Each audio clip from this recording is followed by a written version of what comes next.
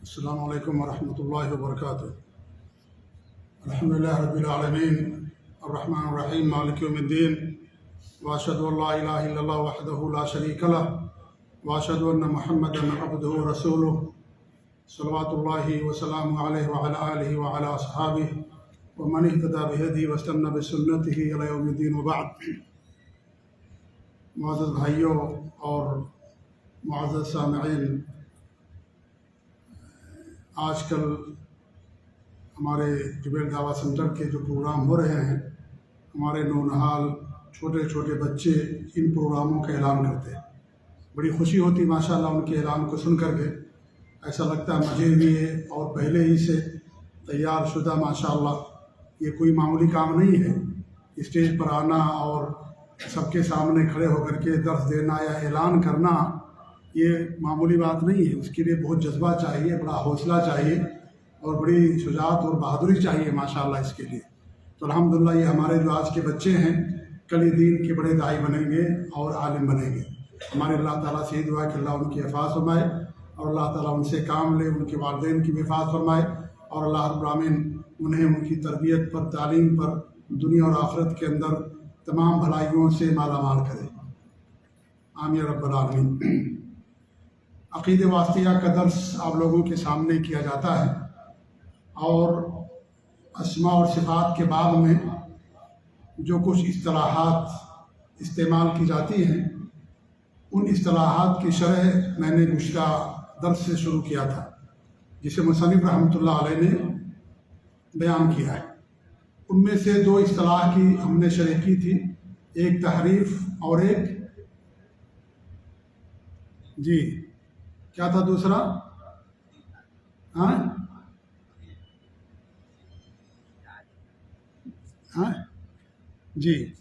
کیا تھا؟ تعطیل، تحریف اور تعطیل۔ تعریف کا میں نے معنی بتایا تھا کہ تعریف ایک تو الفاظ کے اندر تعریف ہوتی ہے، تعریف کے معنی بدل دینا، لفظ کو بدل دینا اور ایک معنی کو بدل دینا، یعنی اس آیت کا یا اس حدیث کا جو معنی ہے صحیح، جو صحابہ نے سمجھا، ہمارے نبی نے صحابہ کو بتایا، سلف صالحین نے جو معنی بتایا، اس معنی کو چھوڑ کر کے دوسرا معنی بیان کرنا، یہ معنی کے اندر تحریف اور معنی کے اندر تبدیلی۔ دوسرا لفظ کیا تھا؟ تعطیل۔ تعطیل معنی انکار کر دینا، تعطیل معنی انکار کر دینا۔ اور میں نے بتایا تھا کہ تعطیل چار طرح کی ہوتی ہے۔ نمبر ایک، اللہ تعالیٰ کے تمام ناموں اور صفاتوں کا انکار کر دینا، نہ ماننا، اللہ کے نام نہیں، صفات نہیں۔ نمبر دو، اللہ کے ناموں کو تو ماننا، صفات کا انکار کر دینا۔ نام مانتے ہیں، صفات نہیں مانتے۔ یہ کون لوگ ہیں؟ انہیں معتزلہ کہا جاتا ہے، عقل پرست۔ اور جو نہ نام مانتے ہیں نہ صفات، ان کو کیا کہتے ہیں؟ جہمیہ۔ وہ میں نے پوری تفصیل بیان کی تھی کہ جہمیہ کیوں کہتے ہیں اور ان کو معتزلہ کیوں کہا جاتا ہے۔ تیسری چیز کیا ہے کہ اللہ تعالیٰ کے کچھ صفات کا ماننا، کچھ صفات کی غلط تعویل کرنا، اس کا غلط معنی بیان کرنا، جیسے اشاعرہ اور ماتریدیہ ہوتے ہیں، ٹھیک ہے۔ اور چوتھا کیا ہے کہ اللہ رب العالمین کی جو صفات ہیں ان کے معنی کو اللہ کی طرف سونپ دینا، یہ بھی تعطیل ہے۔ یعنی وہ کہتے ہیں کہ بھئی اس کا معنی ہمیں نہیں معلوم ہے، اس کا معنی اللہ تعالیٰ جانتا ہے، ہم کہتے نہیں، غلط ہے یہ۔ اللہ کی جو صفات ہیں، جو نام ہیں، ان کا معنی ہم جانتے ہیں۔ سمیع معنی سننے والا، علیم معنی جاننے والا، قدیر معنی قدرت رکھنے والا۔ اب وہ کہتے ہیں کہ اللہ کے جو نام ہیں اس کے معنی ہم نہیں جانتے، یا اللہ تعالیٰ کی جو صفات ہیں ان صفات کا معنی مطلب ہم نہیں جانتے۔ اللہ تعالیٰ کے لیے وجہ ہے، چہرہ ہے، اللہ کے لیے دو آنکھیں ہیں، اللہ کے لیے دو ہاتھیں ہیں، اللہ کے لیے دو قدم ہیں، اللہ رب العالمین آسمان دنیا پر نزول فرماتا ہے، تو کہتے ہیں ہمیں اس کا معنی نہیں معلوم ہے، ہم اس کا مطلب نہیں سمجھتے، اللہ جانتا ہے۔ ہم کہتے ہیں غلط ہے یہ، اس کا معنی ہم جانتے ہیں، ہم کیفیت نہیں جانتے، کیفیت کا ہمیں علم نہیں ہے، لیکن معنی ہم جانتے ہیں۔ تو یہ چار طرح کی تعطیل ہوتی ہے اللہ کے اسماء اور صفات میں، جس کو میں نے تفصیل سے اور مثالوں سے میں نے آپ لوگوں کے سامنے واضح کیا تھا۔ آج جو باقی مصطلحات ہیں ان کو ہم جاننے کی کوشش کریں گے۔ انہی میں سے ایک اصطلاح کیا ہے؟ تکییف کی، ولا تکییف۔ بغیر کسی تکیف، یعنی بغیر ان صفات کی کیفیت بتائے بغیر ہم اس پر ایمان رکھتے ہیں۔ تکیف کے معنی کیا ہوتے ہیں؟ کیفیت بیان کرنا، ٹھیک ہے؟ تکیف معنی کیا ہے؟ کیفیت بیان کرنا۔ کیا کیفیت؟ اللہ تعالیٰ کی صفات کی کیفیت بیان کرنا۔ جیسے ہمارا ایمان ہے کہ اللہ رب العالمین کی 2 آنکھیں ہیں۔ اب کوئی کہے کہ اللہ رب العالمین کی 2 آنکھیں ہیں، اتنی لمبی ہیں، اتنی چوڑی ہیں، اتنی بڑی ہیں، ابھری ہوئی ہیں، تو یہ کیفیت ہو جاتی ہے۔ یہ کیفیت بیان کرنا کیا ہے؟ جائز ہے؟ حرام ہے یہ، ٹھیک ہے؟ ہم کیفیت نہیں بیان کر سکتے۔ اللہ رب العالمین کے 2 ہاتھ ہیں، اب کوئی بیان کرے کہ ہاتھ اتنا لمبا ہے اللہ کا، اتنا چوڑا ہے، اتنا موٹا ہے، اتنا چھوٹا ہے، نعوذ باللہ، یہ حرام ہے۔ کیفیت بیان کرنا جائز نہیں ہے یہ، کیونکہ اللہ رب العالمین نے کیفیت نہیں بیان کی۔ نمبر 2، نبی صلی اللہ علیہ وسلم نے بھی نہیں بیان کیا۔ نمبر 3، صحابہ کرام نے پوچھا بھی نہیں کہ اللہ تعالیٰ کے ہاتھ ہے تو کیسے ہیں، اللہ تعالیٰ کے چہرہ تو کیسا ہے، کسی صحابی نے سوال نہیں کیا۔ لہذا کیفیت بیان کرنا کیا ہے؟ حرام اور ناجائز ہے۔ یہ ساری صفات اللہ کے شایان شان ہیں۔ جیسے اللہ تعالیٰ جیسی کوئی ذات نہیں ہے، ایسے اللہ رب العالمین صفات بھی یکتا ہے، اس جیسی صفات کسی کے پاس نہیں ہے، ٹھیک ہے؟ وہ صفات میں بھی یکتا ہے، تو ان صفات کی کیفیت نہیں بیان کی جائے گی، نعوذ باللہ من ذالک، یہ حرام ہے ایسا بیان کرنا۔ اور کسی نے دیکھا بھی نہیں اللہ رب العالمین کو۔ انسان اگر کسی کو دیکھے تو بیان کر سکتا نا کہ ان کے ہاتھ ایسے تھے، ان کا پاؤں ایسا تھا، ان کے چہرے کا رنگ یہ تھا۔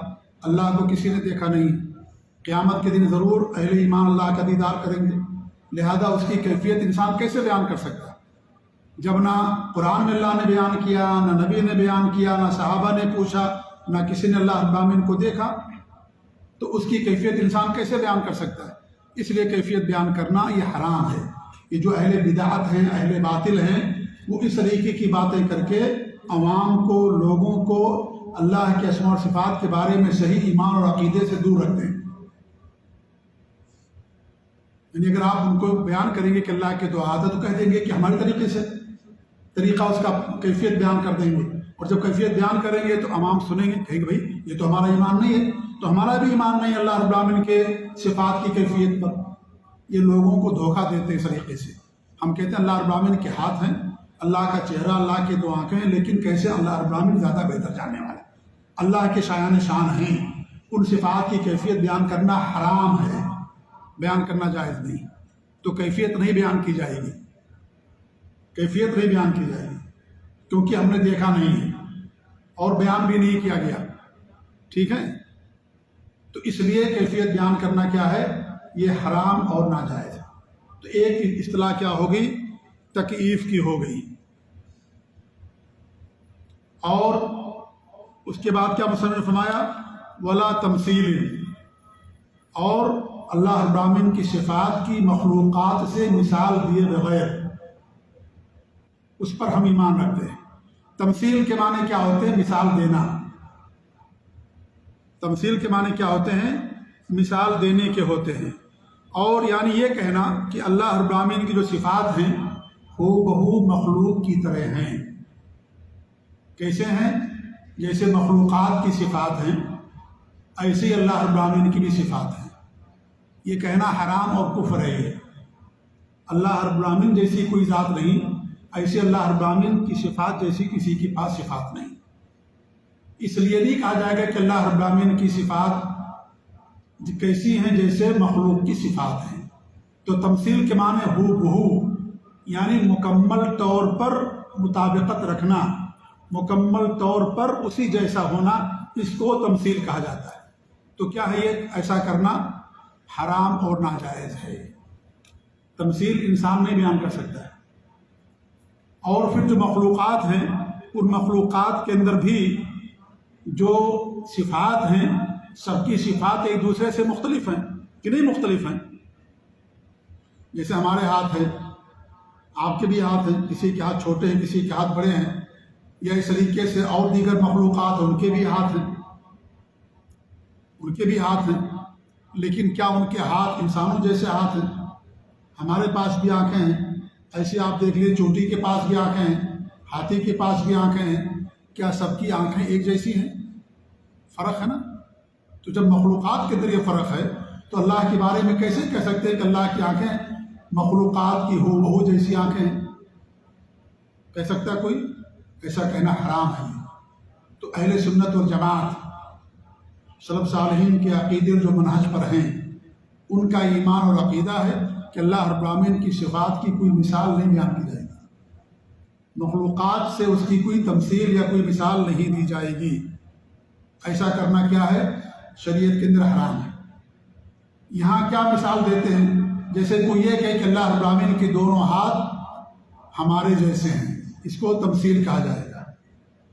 اللہ کی دونوں آنکھیں انسانوں جیسی ہیں یا ہماری جیسی ہیں، اس کو کیا کہیں گے؟ تمثیل۔ یہ حرام ہے۔ تمثیل اور تقریب میں کیا فرق ہے؟ اس سے پہلے میں نے تقریب بیان کیا، کیفیت اور اس میں مثال، کیا دونوں فرق ہے؟ کیفیت بیان کی جاتی ہے، یہ نہیں کہیں گے کہ ہماری جیسی، کہیں گے اللہ تعالیٰ کے ہاتھ اتنے لمبے اتنے چوڑے ہیں، ٹھیک ہے؟ یہ کیفیت بیان کرنا ہوگا اس میں کیا ہے؟ ہو بہو مثال دینا کہ اللہ کی آنکھیں ہماری آنکھوں جیسی، نعوذ باللہ من ذالک۔ دونوں چیزیں حرام ہیں، ٹھیک ہے؟ تو جو سلف صالحین کے عقیدے اور منہج پر ہیں، صحابہ تابعین تبع تابعین کے عقیدے اور منہج پر ہیں، وہ کہتے ہیں کہ اللہ رب العالمین کے نام کی کیفیت نہیں بیان کی جائے گی، نہ صفات کی کیفیت بیان کی جائے گی، اور نہ ہی اللہ کے نام و صفات کی مخلوقات سے یا کسی سے مثال بیان کی جائے گی۔ ایسا کرنا حرام، ٹھیک ہے؟ اللہ تعالیٰ کیا فرماتا ہے؟ اللہ ایسا کرنے سے لیش ہے، اللہ جیسی کوئی ذات نہیں ہے، وہ سمیع و بصیر، اللہ تعالیٰ سننے والا بھی دیکھنے والا بھی۔ اللہ رب العالمین نے مثال بیان کرنے کی نفی کر دی، اور پھر کیا کیا؟ اللہ رب العالمین نے صفات بھی ثابت کیے، نام بھی ثابت کیا کہ اللہ تعالیٰ سمیع اور بصیر، سننے والا اور دیکھنے والا ہے۔ اللہ تعالیٰ کا ہر نام صفت پر دلالت کرتا ہے، تو اللہ سننے والا بھی ہے، دیکھنے والا بھی ہے۔ اللہ رب العالمین نام بیان کیے دو، لیکن اس سے پہلے کیا بیان کر دیا؟ کہ اللہ جیسی کوئی ذات نہیں ہے۔ کیا مطلب اس کا؟ کہ اللہ تعالیٰ سمیع و بصیر ہے، اللہ سننے والا دیکھنے والا، لیکن تمہارے جیسا نہیں ہے۔ اللہ تعالیٰ کی آنکھیں ہیں، اللہ رب العالمین کی آنکھیں ہیں، لیکن ہمارے اور آپ جیسی نہیں ہیں، کسی جیسی نہیں ہے۔ اسے اللہ رب العالمین پہلے ہی اس کو بیان کر دیا کہ لیسا کمثلہ شیء، نہ اللہ تعالیٰ جیسی ذات کوئی دنیا کے اندر ہے اور نہ ہی کائنات میں، نہ ہی اللہ تعالیٰ کی صفات جیسی صفات کسی کے پاس ہے، ٹھیک ہے؟ تو یہ نہ کیفیت بیان کرتے ہیں، نہ ہی اس کی مخلوقات سے جو ہے مثال بیان کرتے ہیں۔ یہ چار اصطلاحات مصنف رحمۃ اللہ نے بیان کی۔ مزید اور 2 اصطلاحات ہیں، اگرچہ مصنف نے بیان کیا ہے لیکن وہ بھی بیان کیے جاتے ہیں۔ انہی میں سے تشبیہ، کیا ہے؟ تشبیہ۔ تشبیہ کے معنی ہوتے ہیں یعنی مشابہت کے، یعنی ہو بہو مطابقت نہ ہو، ہو بہو ایک جیسی نہ ہو، بلکہ کیفیت کے اندر مشابہت ہو۔ تو یہ بھی کیفیت کے اندر اللہ تعالیٰ کی صفات کی مخلوق کی صفات سے تشبیہ دینا یہ حرام اور ناجائز ہے۔ تمثیل کے اندر ہو بہو ہوتا ہے، ہم یہ کہیں کہ اللہ تعالیٰ کی آنکھیں ہو بہو ہماری جیسی ہیں، یہ ہو گیا تمثیل۔ مشابہت کیا ہے؟ ہماری آنکھوں سے ملتی جلتی ہیں، یہ مشابہت ہو گیا، یہ بھی حرام ہے۔ کیا یہ بھی حرام ہے؟ اللہ رب العالمین کی صفات کی جو ہے کیفیت یا اس کی مشابہت نہیں بیان کی جائے گی، غلط ایسا کہنا۔ تو تشبیہ کے معنی کیا ہے؟ ہو بہو نہ ہو لیکن ہماری جیسی، یعنی بہت ساری چیزوں میں کیفیات کے اندر مشابہت، تو یہ بھی تشبیہ کا لفظ استعمال کیا جاتا ہے۔ تو تشبیہ اور تمثیل تقریباً ایک ہی معنی ہے، بہت زیادہ فرق نہیں ہے۔ اتنا فرق ہے کہ تمثیل کے معنی ہو بہو، کہ اللہ کی صفات ہماری جیسی من وعن مکمل ہیں۔ تشبیہ بھی کیا کہیں گے؟ نہیں، من وعن مکمل تو نہیں ہو بہو، البتہ کیفیت میں بہت ساری چیزوں میں مشابہت رکھتی ہے۔ ہماری آنکھ جیسی ہے، نہیں کہ ہماری سیم آنکھ جیسی، جیسے ہماری آنکھیں ٹھیک ویسی نہیں، بلکہ ہماری آنکھوں جیسی مسابقت، یعنی کچھ چیزوں میں مشابہت ہے، تو اس کو تشبیہ کہا جاتا ہے۔ اور تشبیہ دو طرح کی ہوتی ہے. ایک تشبیہ یہ ہے کہ مخلوق کو خالق سے تشبیہ دینا، مخلوق کو خالق سے، یعنی جو بندے ہیں مخلوقات ہیں، خالق اللہ تعالیٰ سے ان کی تشبیہ دینا. کیا یہ حرام ہے؟ یہ کفر اور شرک ہے. یہ جیسے یہودیوں نے عزیر علیہ السلام کو اللہ کی جو ہے تشبیہ دی کہ اللہ جیسے ہیں وہ. عیسائیوں نے حضرت عیسیٰ علیہ السلام کو کہا کہ اللہ کے جیسے ہیں وہ. ٹھیک ہے، تو یہ کیا ہے؟ تشبیہ دینا ہے مخلوق کو، کیونکہ سب مخلوق ہیں. حضرت عزیر اللہ تعالیٰ کے بندے، اللہ کے غلام، انسانوں میں سے نبی اور رسول نبی تھے. عیسیٰ علیہ السلام نبی رسول تھے، ان کو اللہ تعالیٰ سے مشابہت دینا، تو گویا کہ مخلوق کو ہم نے کس سے دے دیا؟ مشابہت اللہ تعالیٰ سے. جیسے مشرکین تھے، اپنے معبودان باطلہ کو اللہ کے برابر کرتے تھے، تشبیہ دیتے تھے. کیا یہ حرام اور ناجائز ہے؟ یا جیسے مان لیجئے کہ کوئی یہ کہے کہ نبی بھی دنیا اور آخرت کا مالک ہے، تو ہم نے نبی کو اللہ کے برابر کر دیا، اللہ تعالیٰ سے مشابہت دے دی، کیونکہ اللہ تعالیٰ ہی دنیا اور آخرت کا مالک ہے.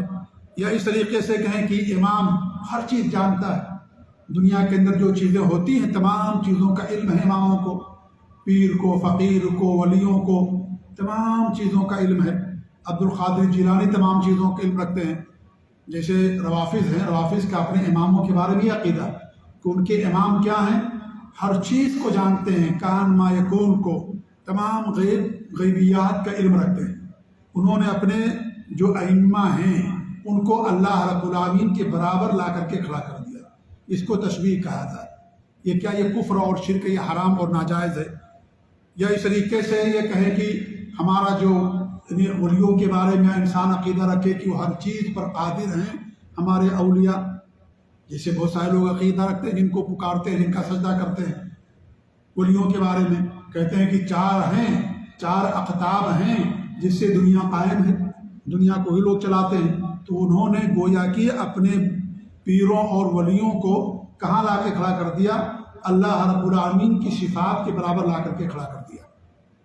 تو یہ کفر اور شرک ہے. یہ انبیاء کرام کی بعثت اسی لیے ہوئی تھی، کتابیں اللہ نے اسی نازل کی، رسولوں کو اللہ رب العالمین نے اسی لیے بھیجا، اسی کفر اور شرک کو ختم کرنے کے لیے، اور بھی ان کے آنے کے مقاصد تھے. تو ایک تشبیہ کیا ہو گئی؟ مخلوق کو، بندوں کو اللہ تعالیٰ سے کے برابر کرنا، اس کو بھی وہ تشبیہ کہا جاتا ہے. دوسری تشبیہ کیا ہے؟ کہ اللہ رب العالمین کو مخلوق سے تشبیہ دینا، خالق کو مخلوق سے تشبیہ دینا. جیسے اسماء اور صفات کے اندر ہوتا ہے کہ اللہ تعالیٰ کے 2 آنکھیں ہیں تو ہماری جیسی ہیں، یہ ہماری آنکھوں سے ملتی جلتی ہیں. یہ بندوں سے ہم نے اللہ کی صفات کو لا کر کے ملا دی، تشبیہ دے دی. یہ اسماء اور صفات کے اندر چیز ہوتی ہے. اللہ تعالیٰ آسمان دنیا پر نزول فرماتا ہے، اترتا ہے، نزول فرماتا ہے. جیسے انسان نزول کرتا ہے اس طریقے سے ہے، یا ہمارے اترنے کی طریقے سے ہے، چڑھنے کی طریقے سے ہے. تو یہ تشبیہ ہو گئی. اللہ تعالیٰ عرش پر مستوی ہے، جیسے ایک بادشاہ تخت پر مستوی ہوتا ہے اس طریقے سے دینا. تو یہ تشبیہ اللہ تعالیٰ کی صفات کی مخلوق سے تشبیہ دینا، اس کو یہ بھی حرام اور ناجائز ہے. ٹھیک ہے. تو جو اہل سنت اور جماعت، اہل سنت اور جماعت سماعت ہمارے ملک کے لوگ نہیں ہیں، انڈیا، پاکستان، بنگلہ دیش کے، وہ ہمارے ہاں جو اہل سنت اور جماعت لکھتے ہیں وہ مکمل قبر پرست ہے. وہ جی ہاں بدعتی لوگ وہ نہیں مراد ہیں. اہل سنت اور جماعت اللہ، نبی صلی اللہ علیہ وسلم اور صحابہ کی سنت پر چلنے والے، خلفائے راشدین کی سنت پر چلنے والے وہ مراد، اور سنت پر اجتماع اور اکٹھا ہونے والے وہ مراد.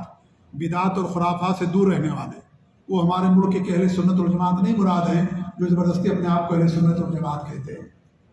قبروں پر قوالی، قبروں کا عرس، قبروں پر جو ہے مزاروں پر چڑھاوے چڑھانا، اور اس طریقے سے اللہ کے بارے میں عقیدہ رکھنا کہ اللہ حاضر و ناظر ہے، اللہ تعالیٰ ہر جگہ موجود ہے. نقش بندی، چشتی، سہروردی اور قادری، یہ جو صوفیت اور تصوف کے سلسلے ہیں ان پر بیعت لینا اور ان کی طرف اپنے آپ کی نسبت کرنا، وہ لوگ مراد نہیں ہیں. اور اس کتاب کے اندر جہاں بھی اہل سنت والجماعت کہا گیا ہے اس سے مراد صحابہ، تابعین، تبع تابعین کے نقش قدم پر چلنے والے، سنتوں پر عمل کرنے والے، توحید خالص والے، شرک سے اپنے آپ کو دور رکھنے والے، وہ لوگ مراد ہیں۔ یہ سب نہیں مراد ہے جو ناچ گانا کرنے والے، دھمال مچانے والے اور اس طریقے سے اللہ کے بارے میں عقیدہ رکھنے والے کہ اللہ تعالیٰ ہر جگہ موجود ہے، ہمارے دل میں بھی ہے، ہر جگہ موجود ہے۔ ایسے لوگوں کے بارے میں اہل سنت والجماعت کا لفظ استعمال نہیں کیا جاتا ہے۔ ہم جب کہیں اہل سنت والجماعت تو وہ لوگ مراد ہوتے جو صحابہ، تابعین، تبع تابعین، سلف صالحین کے نقش قدم پر چلتے، وہ لوگ مراد ہوتے ہیں جو فرقہ ناجیہ، طائفہ منصورہ، جہنم سے نجات پانے والی اور جنت میں جانے والی جماعت ہے، وہ جماعت مراد ہوتی ہے۔ ٹھیک ہے، تو یہ اس کو تشبیہ کہا جاتا ہے، اللہ کو مخلوق سے تشبیہ دینا یا مخلوق کو اللہ تعالیٰ سے تشبیہ دے دینا، دونوں چیزیں حرام و ناجائز ہیں۔ اہل سنت والجماعت کے لوگ یہ نہیں کرتے ہیں۔ ٹھیک ہے، تو ایک لفظ تشبیہ بھی ہو گیا۔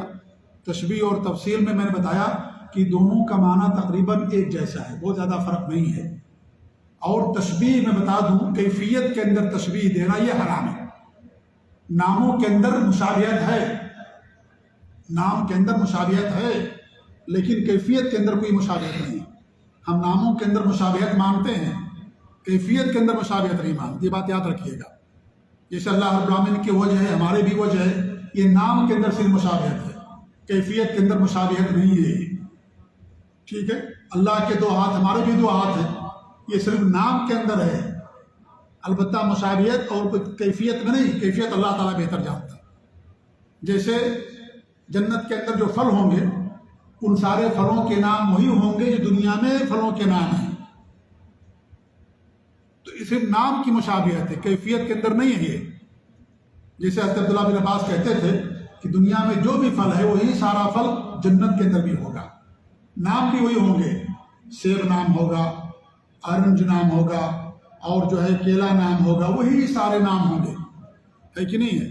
شراب بھی ملے گی کہ نہیں ملے گی؟ آخرت جنت میں ملے گی، شراباً طہورا، پاک شراب ملے گی، تو اسے بھی شراب کہیں گے، دنیا میں بھی شراب کہا جاتا ہے۔ صرف نام کی مشابہت ہے، لیکن کیفیت، معنی فرق ہے دونوں کے اندر۔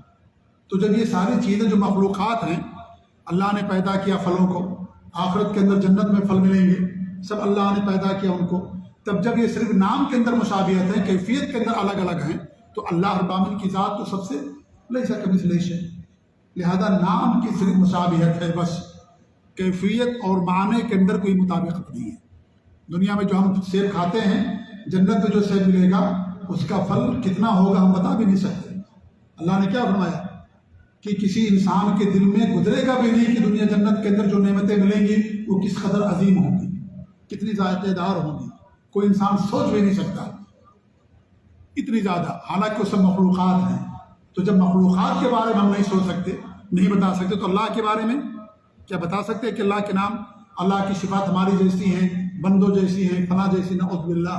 سوچیے آپ، یہ کتنی بڑی جہالت کا کام کرتے جو اللہ کی صفات کا انکار کرتے، یا اللہ تعالیٰ کی صفات کی تشبیہ دیتے ہیں، یا اللہ تعالیٰ کی صفات کو مانتے ہیں، نعوذ باللہ من ذالک۔ یہ سب جہالت کی بنا پر، لا علمی کی بنا پر ساری چیزیں ہوتی ہیں۔ جی ہاں، وما قدر اللہ حق قدر، لوگوں نے اللہ رب العالمین کی عظمت کو نہیں جانا، جتنی اللہ کی قدر کرنی چاہیے اتنی قدر لوگوں نے اللہ رب العالمین کی نہیں کی۔ اس ناموں کی صفات کی تشبیہ اور مثال اور پھر اس کا انکار کر دینا، یہ ساری چیزیں اسی لیے ہوئی ہیں۔ ان کے پاس علم کی کمی، جہالت، کتاب اللہ اور سنت رسول کی لا علمی، سلف صالحین کی عقیدے اور منہج کی لا علمی، اسی لیے ساری چیزیں ان لوگوں نے کی، ورنہ کتنی واضح سی مثال ہے۔ ہاں، جنت کے اندر بھی سارے پھل ملیں گے، دنیا کے اندر بھی سارے پھل ہیں، جب یہ دنیا کے پھل اس پھل جیسے نہیں ہو سکتے تو اللہ تعالیٰ کے نام و صفات ہمارے جیسے ہو سکتے؟ نعوذ باللہ من ذالک۔ اللہ تعالیٰ کی مخلوقات کے اندر ہی تفاوت اور فرق ہے، تو اللہ تعالیٰ تو لیس کمثلہ شیء، اللہ رب العالمین ہے، سب کا خالق اور مالک ہے۔ تو اس طریقے سے یہ چیزیں نہ ہونے کی وجہ سے، سلف صالحین کے عقیدے اور منہج کو چھوڑ دینے کی وجہ سے یہ ساری گمراہیاں ان کے اندر آئیں۔ ٹھیک ہے، تو ایک مثال، ایک لفظ کیا ہو گیا تشبیہ کا۔ پانچواں لفظ کیا ہے؟ چھٹا لفظ تعویل۔ تعویل دو طرح کی ہوتی ہے، ایک تعویل جائز، تعویل کے معنی کیا ہے؟ تعویل معنی تفسیر اور معنی اور بیان کرنا، اس کو تعویل کہا جاتا ہے۔ ٹھیک ہے؟ تو تعویل کا دو قسم ہیں، ایک جائز تعویل، صحیح تعویل، صحیح معنی اس کا، صحیح تفسیر۔ جیسے مان لیجئے اللہ رب العالمین نے کیا فرمایا قرآن کریم کے اندر، للذین احسنوا الحسنى وزیادہ، جن لوگوں نے احسان کیا، اچھے عمل کیا، ان کے لیے الحسنہ ہے اور زیادہ بھی ہے ان کے لیے۔ الحسنہ سے یہاں کیا مراد ہے؟ جنت مراد ہے۔ عبداللہ بن عباس فرماتے ہیں الحسنہ کا معنی کیا ہے؟ جنت ہے، ٹھیک ہے؟ الحسنہ کی یہاں تعویل کی گئی، الحسنہ کا یہاں معنی بیان کیا گیا، یہ معنی غلط یا صحیح ہے؟ یہ معنی صحیح ہے، کیونکہ یہی معنی نبی نے بیان کیا، صحابہ نے بیان کیا کہ حسنہ کے معنی جنت، حسنہ معنی اچھی چیز، بہتر چیز۔ جنت سے کوئی اچھی چیز ہو سکتی ہے؟ نہیں ہو سکتی۔ تو جو لوگ احسان کریں گے، حسن کریں گے اللہ تعالیٰ کے ساتھ، مخلوق کے ساتھ، تمام چیزوں کے ساتھ احسان، ایسے لوگوں کے لیے الحسنہ یعنی جنت ہے۔ وہ زیادہ اللہ تعالیٰ مزید انہیں اور کچھ انعام دے گا۔ یہاں زیادہ سے کہ مراد کیا ہے؟ سلف صالحین صحابہ بتاتے ہیں کہ زیادہ سے مراد کیا ہے؟ اللہ کا دیدار، ماشاءاللہ اللہ کا دیدار کریں گے۔ یہاں زیادہ کا معنی اور اس کی تعویل تفسیر بیان کی گئی، تو یہ تفسیر غلط ہے کہ صحیح ہے؟ یہ تفسیر صحیح ہے۔ یہ تفسیر کیا ہے؟ صحیح ہے۔ کیوں؟ اس لیے کہ یہی تفسیر ہمارے نبی نے بیان کیا، یہی تفسیر صحابہ نے بیان کیا، لہذا یہاں پر جو تفسیر ہے یہ صحیح تفسیر ہے۔ تو ایک تعویل ہوتی ہے جو صحیح تعویل ہوتی ہے، کیا ہوتی ہے؟ صحیح تعویل۔ ایسے ہی اللہ تعالیٰ کی جو کیا نام ہے آیت الکرسی ہے، آیت الکرسی کو کیوں کہتے ہیں آیت الکرسی؟ کیونکہ اس میں کرسی کا ذکر ہے۔ وسع کرسیہ السماوات والارض، اللہ تعالیٰ کی کرسی آسمان اور زمین کو گھیرے ہوئے ہے، ٹھیک ہے؟ کرسی سے کیا مراد ہے یہاں پر؟ جی اللہ تعالیٰ کے دونوں قدم رکھنے کی جگہ ہے، نوٹ کر لیجیے ساری بات ہے۔ اللہ کے دونوں قدم رکھنے کی جگہ کو کرسی کہا جاتا ہے۔ یہ عبداللہ بن عباس رضی اللہ عنہ اور صحابہ نے سلف یہی معنی بیان کیا کہ اللہ تعالیٰ کے دونوں قدم رکھنے کی جگہ کرسی۔ عرش تو سب سے بڑی مخلوق ہے، کرسی کے بعد عرش ہے، ٹھیک ہے؟ عرش پر اللہ رب العالمین نے جلوہ افروز، یہ عرش آخری مخلوق ہے، جی ہاں، ٹھیک ہے؟ اس کے بعد مخلوق کا کوئی وجود نہیں ہے۔ عرش سب سے بڑی مخلوق عرش ہے، آسمان زمین کرسی جتنی بھی مخلوقات ہیں سب سے بڑی مخلوق عرش ہے، اس عرش پر اللہ تعالیٰ جلوہ افروز ہے، ٹھیک ہے؟ تو کرسی کے معنی اللہ تعالیٰ کے دونوں قدم رکھنے کی جگہ، ہم نے کرسی کا معنی بیان کیا، اس کی تعویل اور تفسیر بیان کی۔ یہ تفسیر غلط ہے کہ صحیح ہے؟ صحیح ہے۔ کیوں صحیح ہے؟ اس لیے کہ نبی سے صحابہ سے ہی ثابت ہے، سلف صالحین سے ہی ثابت ہے، لہٰذا یہ تفسیر کیا ہے؟ صحیح ہے۔ تو ایسی تعویل کو تعویل صحیح کہا جاتا ہے، ٹھیک ہے؟ یہ تعویل کیا جائے گا۔ امام ابن جریر رحمۃ اللہ علیہ کتاب لکھی تفسیر ابن جریر سب سے پرانی تفسیروں میں سے ہے، تفسیر معصور میں سے ابن جریر طبری رحمۃ اللہ علیہ، وہ جب تفسیر بیان کرتے تو کیا کہتے ہیں؟ تعویل ھذہ الآیہ، اس آیت کی تعویل، اس آیت کی تفسیر، اس آیت کا معنی جو صحابہ نے بیان کیا۔ ہر آیت کے شروع بیان کرتے تعویل ھذہ الآیہ، پھر سلف صالحین سے، حدیثوں سے، صحابہ سے اس کے تعلق سے بیان کرتے ہیں کہ یہ صحابہ نے بیان کیا، اس کی تعویل، اس کا معنی یہ بیان کیا۔ تو لفظ تعویل مذمت ہی کے لیے نہیں ہمیشہ استعمال ہوتا ہے، اگر اس کی تعویل صحیح ہے، معنی صحیح ہے تو تعویل کیا جائے گا، اس کا معنی بیان کیا جائے گا۔ خوابوں کی تعبیر کو تعویل کہا جاتا ہے، خواب کی جو تعبیر بیان کرتے ہیں اس کو تعویل کہتے ہیں۔ کیا کہتے ہیں؟ تعبیر، یعنی آپ کے خواب کی تعبیر یہ ہے، آپ کے خواب کا معنی اور مطلب یہ اور تفسیر یہ ہے۔ اللہ تعالیٰ فرماتا ہے کہ وَمَا يَعْلَمُ تَأْوِيلَهُ إِلَّا اللَّهُ، جو مشتبہات ہیں، کچھ چیزیں ہیں، ان کا علم اللہ کے علاوہ کسی کو نہیں معلوم ہے۔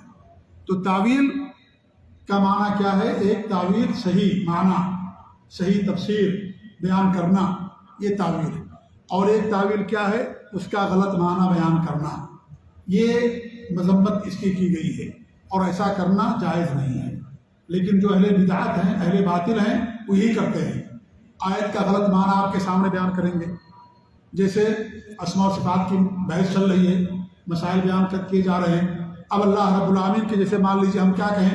اللہ تعالیٰ کے دو ہاتھیں ہیں، تو ہاتھوں کا کیا معنی بیان کرتے ہیں؟ قدرت.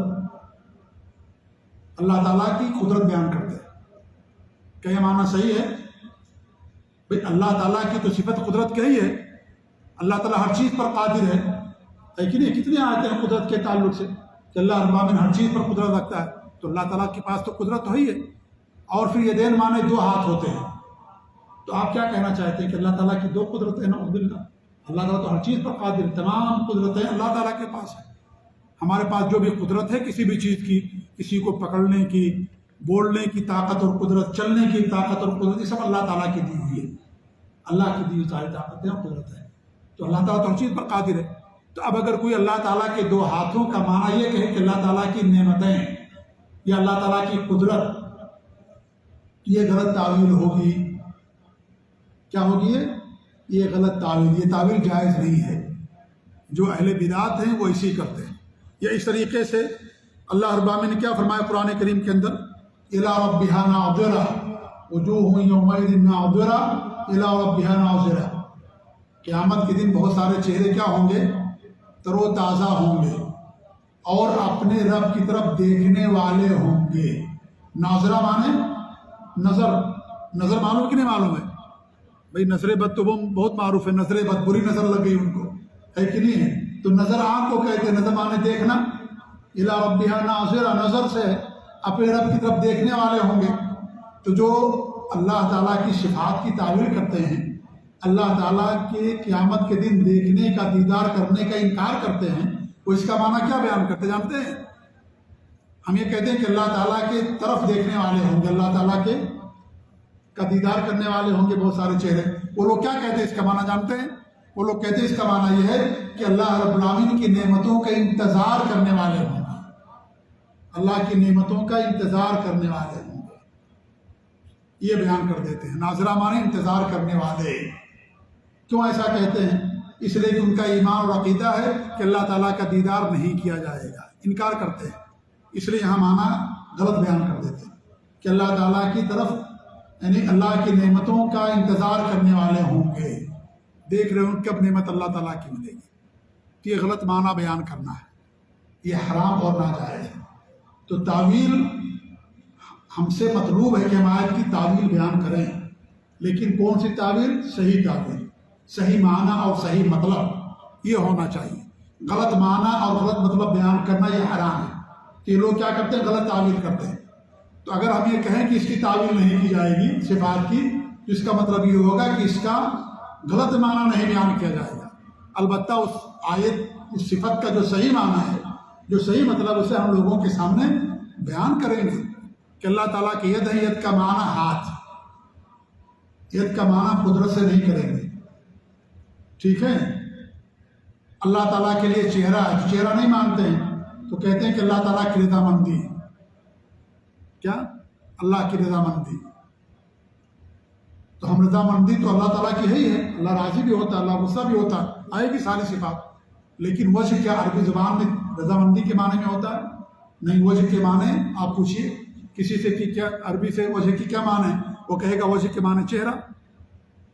لیکن اللہ کے چہرہ، لیکن اس کی نہ مثال دی جائے گی، نہ اس کی کیفیت بیان کی جائے گی، نہ تشبیہ دی جائے گی، اور نہ ہی اس کا انکار کیا جائے گا، نہ اس کا غلط معنی بیان کیا جائے گا.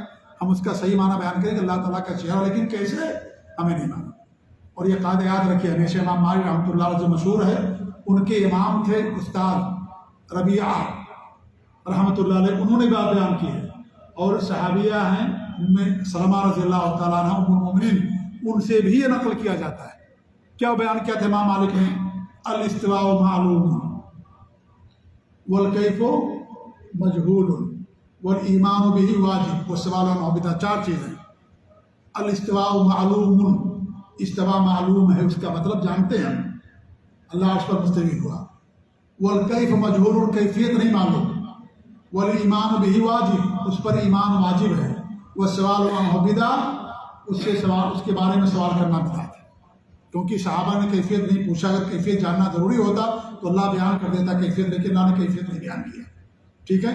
ایسی ہر صفت کے بارے میں کہیں گے. اب جیسے مان لیجیے کہ اللہ رب العالمین کے لیے وہ چہرہ ہے، تو کیا کہیں گے؟ الاستواء معلوم. کیا کہیں گے یہاں پر؟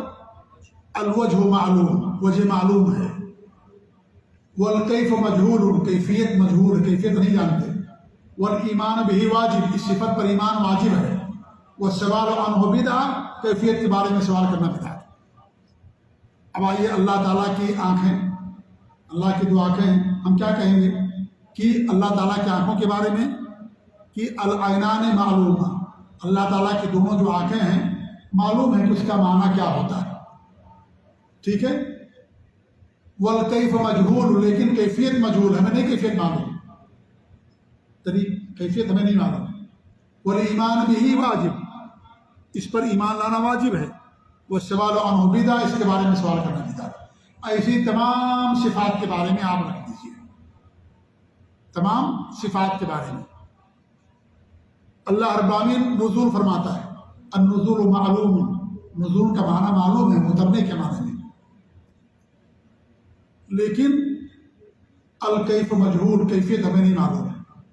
ایمان بھی واجب، اس پر ایمان لانا واجب ہے، وہ سوال عنہ بدعہ، اس کے بارے میں سوال کرنا بدعت ہے۔ ایسی ہر صفت کے بارے میں اللہ تعالیٰ راضی ہوتا ہے، اللہ غصہ کرتا ہے، الغضب معلوم، غضب معلوم ہے، کیا مطلب ہے غضب کا، کیفیت لیکن مجہول ہے، لیکن ایمان لانا واجب ہے کہ اللہ تعالیٰ غصہ کرتا ہے، لیکن کیسے ہمیں نہیں معلوم، اور اس کیفیت کے بارے میں سوال کرنا بدعت ہے۔ اور مثال دو کی بات سمجھ میں آ گئی، اب کافی ہے نا اتنا، ہاں، تمام صفات کے بارے میں ہمیشہ یہ بات یاد رکھیے، جو امام مالک رحمۃ اللہ علیہ نے کہا تھا، الاستواء معلوم، والکیف مجہول، والایمان بہ واجب، والسؤال عنہ بدعہ۔ یہ ہمیشہ یاد رکھیے اس بات کو۔ ہم نے کتنی صلاحات پڑھی؟ 6۔ سب سے پہلے کیا پڑھا تھا؟ تحریف، نمبر 2 تعطیل، نمبر 3 تکییف، کیفیت بیان کرنا، نمبر 4 تمثیل، مثال دینا، ٹھیک ہے، تمثیل، نمبر 5 تشبیہ، اور میں نے فرق بتایا، تمثیل اور تشبیہ تقریباً ایک ہی معنی ہے، کوئی زیادہ فرق نہیں ہے۔ تمثیل ہو بہو مکمل من وعن، اور تشبیہ مطلب مکمل تو نہیں لیکن بہت ساری چیزوں کے اندر مشابہت، جی ہمارے جیسے نہیں کہ یعنی مکمل ہو بہو، تو یہ تھوڑا سا فرق ہے۔ تشبیہ ہو گیا 5، اور نمبر 6 تعویل، اور ہم نے بتایا کہ تعویل 2 طرح کی، ایک تعویل جائز جو کتاب اللہ سنت رسول ثابت ہے، کیونکہ ہمیں کتاب اللہ سنت رسول کا ہی سمجھنا ہے، جیسے ہم نبی نے شرح کیا، نبی نے بتایا، صحابہ نے بتایا، اس طرح کی سمجھنا ہم کو ہے کہ نہیں۔ اور دوسرا کیا ہے؟ غلط تعویل، غلط تعویل ہوئی ہے جو تحریف معنی، معنوی تعریف کے معنی میں، معنوی تعریف میں نے کیا بتایا تھا؟ معنی بدل دینا، ایسی غلط تعویل کیا ہے؟ معنی بدل دینا، صحیح معنی نہیں غلط معنی بیان کرنا، صحیح معنی گول کر جانا، صحیح معنی نہ بیان کرنا۔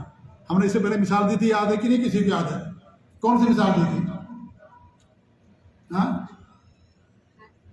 نہیں، یعنی ایک صفات سے ہٹ، ہاں صفات کی مثال بھی دیا تھا، جیسے یدین کا معنی کوئی کہے کہ اللہ کی قدرت، نعوذ باللہ، تو یہ کیا ہوا؟ غلط معنی، غلط، یہ تحریف ہے، یہ تحریف معنی کے اندر تعریف، معنی وہ مانتے ہیں کہ اللہ کی ید ہے لیکن معنی غلط بیان کر دیتے ہیں، ٹھیک ہے جی۔ تو تحریف کرنا، اس کے معنی قدرت بیان کرنا، ید کے معنی قدرت کے ہیں، تو یہ غلط معنی بیان ہو گیا نا۔ میں نے مثال دی تھی میلاد النبی سے، ہے کہ نہیں ہے، کہ صحیح مسلم کی روایت ہے کہ اللہ کے رسول صلی اللہ علیہ وسلم ہر پیر کو روزہ رکھتے تھے نا، تو اس نے کیا ترجمہ کیا؟ ہر پیر کو اپنی میلاد مناتے تھے، یہ ترجمہ کیا۔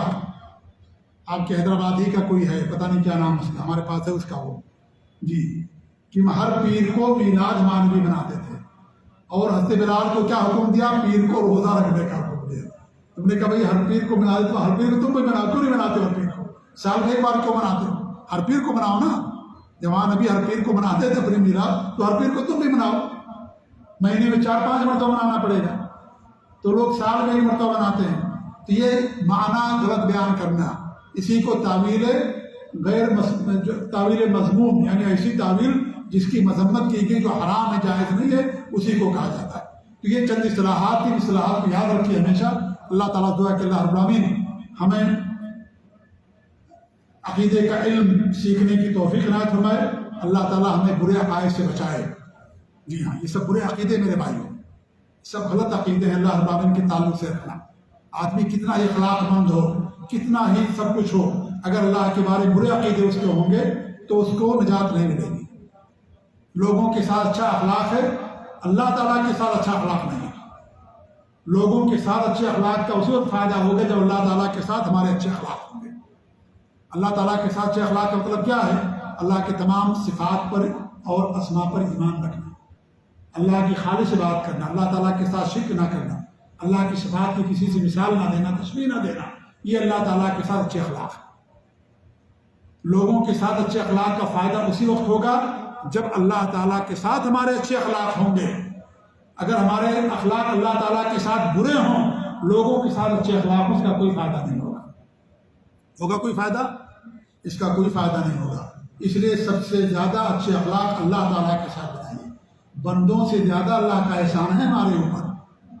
بندوں نے کچھ پیسے دے دیے، شادی بیاہ میں مدد کر دیا، کھانے پینے میں مدد کر دیا، گھر میں مدد کر دیا، کام بنانے میں مدد کر دیا، آپ اس کے ساتھ اتنے اچھے اخلاق سے پیش آ رہے ہیں، اور اللہ رب العالمین جس نے آپ کو پیدا کیا، دنیا کی ہر نعمت تمہیں دی، اس کے ساتھ تمہارا کوئی اچھا اخلاق نہیں۔ اچھا اخلاقی عقیدہ ہے جو ہم آپ کو پڑھا رہے ہیں۔ اللہ تعالیٰ کے ساتھ اچھے اخلاق اپنائیے، برے عقیدے سے توبہ کیجیے۔ بندوں کے ساتھ اچھے اخلاق کا فائدہ اسی وقت ہوگا جب اللہ تعالیٰ کے ساتھ ہمارا حسن اخلاق ہوگا۔ اسی لیے قیامت کے دن ترازو میں سب سے بڑی نیکی حسن اخلاق ہوگی، اور حسن اخلاق اللہ رب العالمین کے ساتھ، توحید اور ایمان، یہی سب سے بڑی نیکی ہے، اس سے بڑی کوئی نیکی اور نہیں ہے۔ تو عقیدہ سیکھیے، جو کچھ سیکھیں حکمت کے ساتھ اپنے گھر والوں کو بتائیے۔ اللہ تعالیٰ ہمیں عقیدے کا علم سیکھنے کی توفیق دے، آمین۔ جزاکم اللہ خیر، وصلی اللہ علی محمد وعلی آلہ وصحبہ۔